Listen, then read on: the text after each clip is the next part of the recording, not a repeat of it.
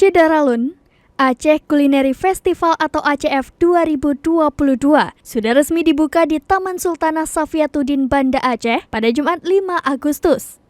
Ada sekitar 700 menu makanan yang tersaji dan siap memanjakan lidah. Menu yang siap menyambut pengunjung pun sangat beragam, tradisional Aceh, Nusantara hingga makanan kekinian. Tak hanya itu, pelaku UMKM yang bergerak di bidang kuliner se-Sumatera pun ikut meramaikan kegiatan ini. Stand makanan yang tersaji di lokasi event ini juga cukup unik.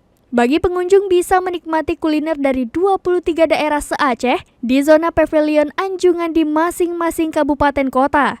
Sementara 100 kuliner khas berbagai provinsi di Indonesia di zona Nusantara. Tak ketinggalan zona urban, para UMKM non-tradisi ikut ambil bagian dari event ini.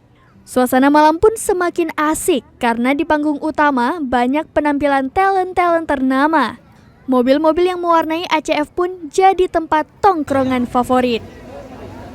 Dari Banda Aceh, Muhammad Nasir, Serambi On TV.